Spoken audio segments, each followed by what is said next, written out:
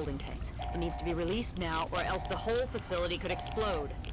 To release the pressure, you're going to have to turn the purifier on. Do you understand me? It has to be turned on now. If I'm reading this right, I'm afraid there are lethal levels of radiation inside the chamber. I'm sorry. I wish there was some other way, but there's just no time. It has to be done now, or the damage will be catastrophic. Well, so much for celebrating. One of us is going to have to go in there and turn the damn thing on. And whoever does it isn't coming back out. Not exactly how I imagined going out, you know? So, what should we do? Draw straws? You're going to have to be quick about it. If the radiation is bad enough, you won't have much time. I won't forget what you've done here. No one will. Thank you.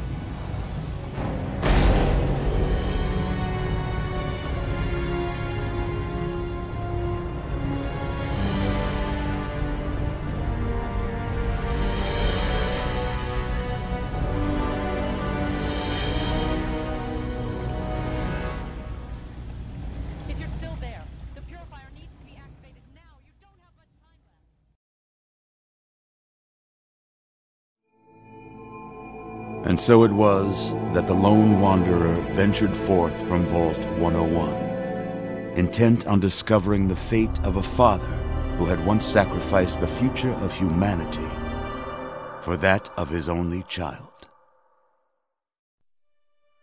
The capital wasteland proved a cruel, inhospitable place, but the lone wanderer refused to surrender to the vices that had claimed so many others.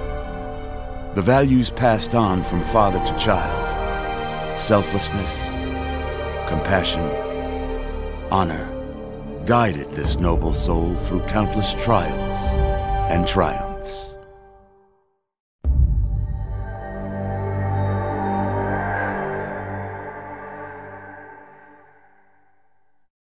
But it was not until the end of this long road that the lone wanderer learned the true meaning of that greatest of virtues, sacrifice.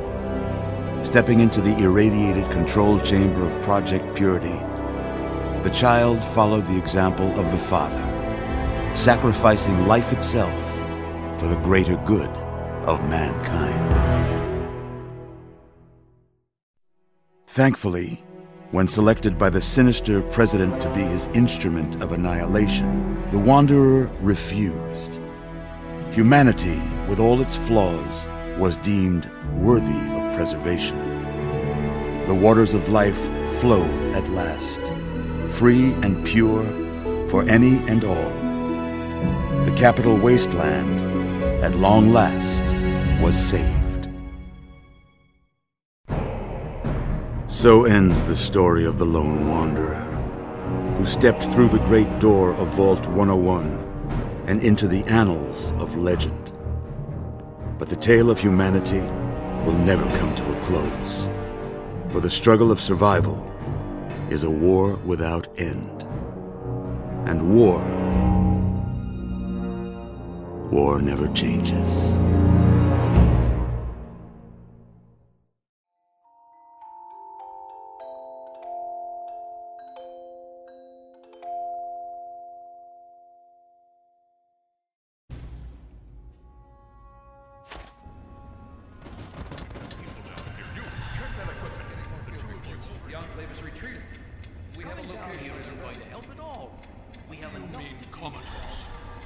After all this, to be left in a state like that?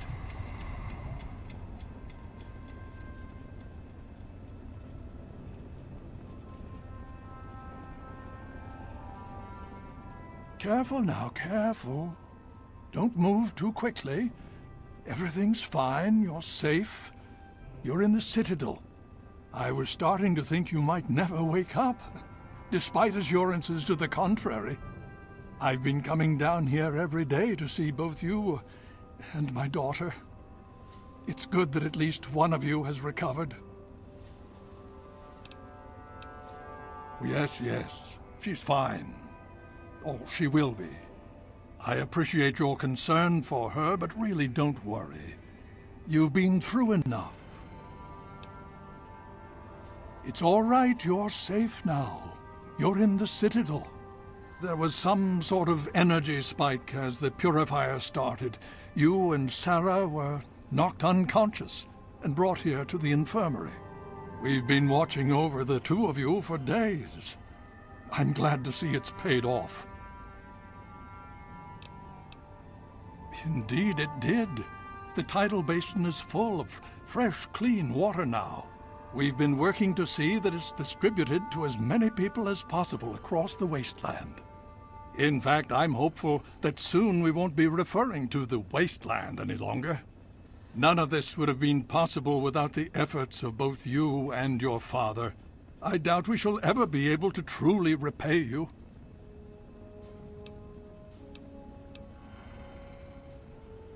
Well, that's really up to you, isn't it? The Brotherhood has a clear plan of action. The remnants of the Enclave must be swept away. The Pride has been working to this end ever since we took the Purifier back. The only remaining question is whether we can count on you to help us. Indeed. We can use every able body available to us. To that end, I'm going to circumvent our standard recruitment procedures and declare you a Knight of the Brotherhood of Steel. Before you do anything else, please speak with Scribe Rothschild. I'm sure he'll be pleased to see you again. He can brief you on the details of the last few weeks, as well as where our efforts are focused now. I understand that you've been through quite an ordeal, but the sooner you can talk to him, the sooner we can put an end to all this. Please be careful. I would hate to lose you again.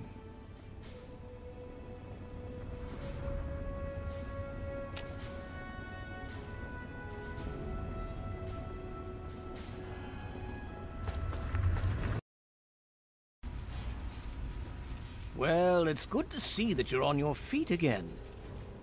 I assume Lyons is immediately throwing you to the wolves? Has he told you what's been going on while you've been resting?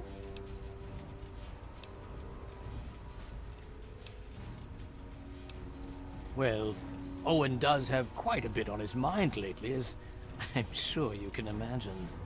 This is the first time the actions of the Brotherhood have affected him in such a personal manner. Please, step over here. I'll bring you up to speed.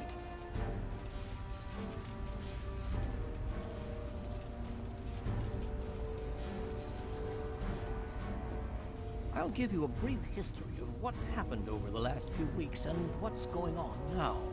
As you well know, this all began with the Enclave's occupation of Project Purity here. Thanks to you, their main headquarters here was utterly destroyed. They then suffered a second defeat at the Purifier. Based on a combination of intelligence and field reports, other Enclave locations throughout the wasteland were found. Cut off from their leadership, it was expected that their forces would be in complete disarray. This has not been the case. Based on data and tech gathered from these locations, we've determined that the Enclave forces are still maintaining remote communications. We isolated the transmissions and found their origin point, an old military installation in Rockland, to the southwest. Our advanced scouts have checked over the area, but no easy access to the facility was found. So we're making our own access point. Paladin Tristan is leading the team setting up forward base in an old car tunnel near the site. Once he's settled, Liberty Prime will be deployed. Prime's directive is to neutralize their defenses and create an entry point for the team.